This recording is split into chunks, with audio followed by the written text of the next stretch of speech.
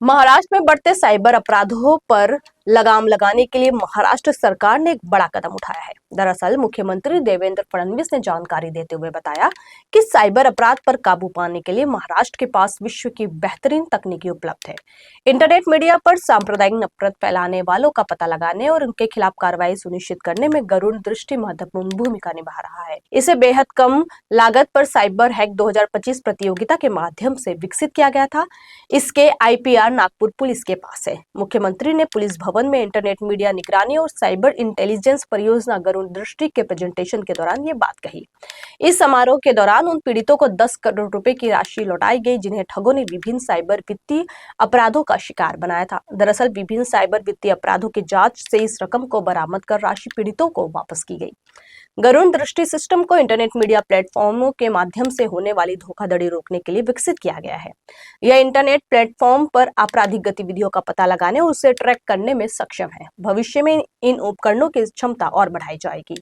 गरुड़ दृष्टि ने internet media पर 30,000 पोस्टों की जांच की। इनमें से 650 आपत्तिजनक पोस्टों की पहचान की गई और संबंधित प्लेटफॉर्म से भी इसे हटा दिया गया। गरुड़ दृष्टि इंटरनेट मीडिया ट्रेंडर्स का विश्लेषण करने, संदिग्ध अकाउंट की पहचान करने और त्वरित कार्रवाई करने में भी सहायक है। गौरतलब है कि इस उपकरण का प्रभावी उपयोग अफवाहों, नफरत भरे कंटेंट और विवादास्पद पोस्टों संबंधी समस्याओं को रोकने के लिए किया गया है, जिससे बड़े अपराधों पर लगाम लगाया जा सके। पहिला गरुड़ दृष्टी ही जी एक ॲप किंवा व्यवस्था या ठिकाणी पोलिसांनी तयार केली आहे। नुकतंच त्याचं सादरीकरण श्री लोहित मतानी यांनी आमच्यासमोर केलेलं आहे। आणि विशेषतः आज आपल्याला माहिती आहे की सोशल मीडिया हा जसा अभिव्यक्तीचं साधन झालंय तसंच तो मोठ्या प्रमाणात हेट पसरवण्याकरता, द्वेष पसरवण्याकरता, अनेक गुन्ह्यांमध्ये गुन्हेगारी करण्याकरता किंवा काही प्रमाणात अंमली पदार्थांची मार्केट प्लेस म्हणून देखील आज त्याचा उपयोग होताना आपल्याला पाहायला मिळतो। आणि म्हणून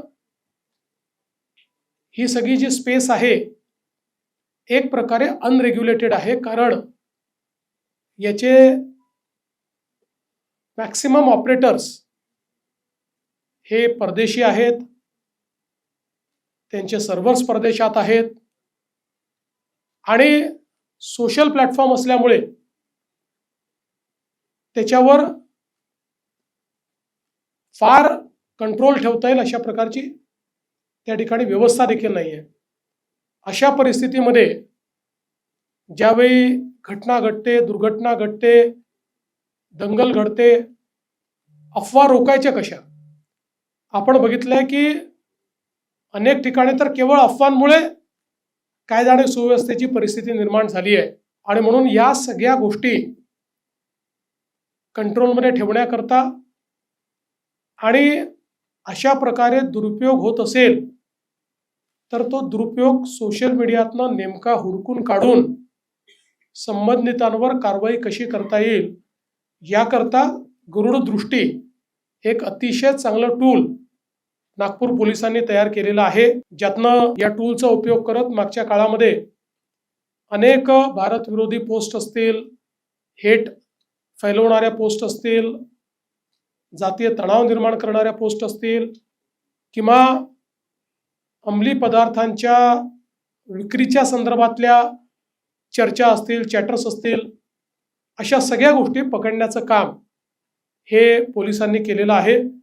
आणि म्हणूनच आज हा ऑफिशियली या ठिकाणी रोल आउट होतोय आणि भविष्यामध्ये इतरही युनिट्सला गरुड़ दृष्टी हा टूल पाठवण्यात येईल, ज्याचा उपयोग करून राज्यामध्ये कायदा आणि सुव्यवस्था राखण्याच्या दृष्टीनं एक महत्त्वाचं पाऊल आपल्याला उचलता येईल। 1930 आणि राज्य सरकारने 1945 असे 2 नंबर दिले आहेत।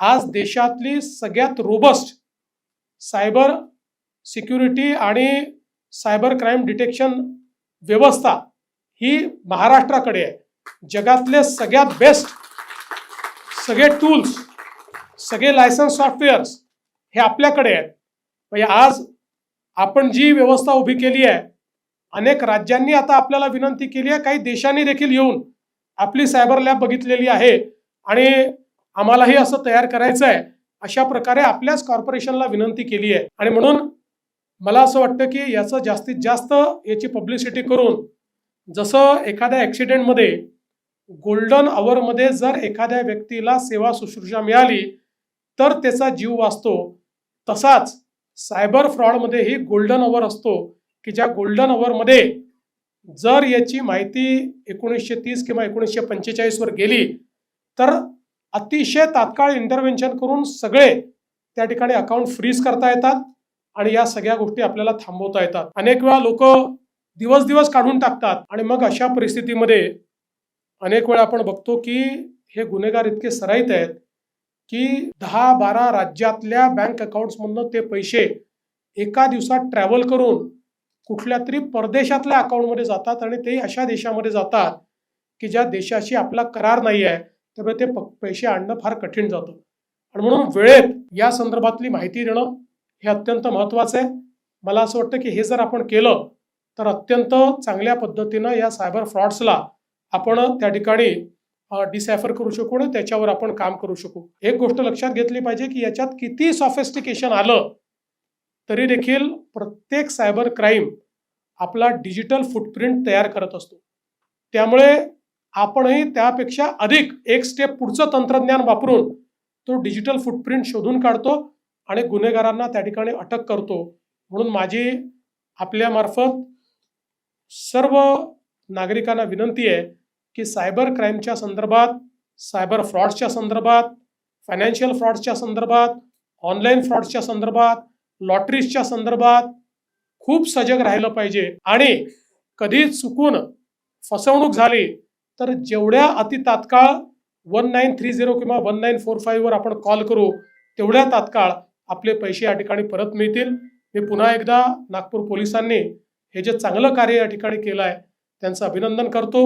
ज्या लोकांचे पैसे परत मिळालेले आहेत त्यांचंही अभिनंदन करतो आणि पुढे त्यांनीही अशा प्रकारे पोलिसांचे ॲम्बेसेडर म्हणून, राजदूत म्हणून इतरांनाही जागृती करावी अशा प्रकारची आपल्याला विनंती करतो.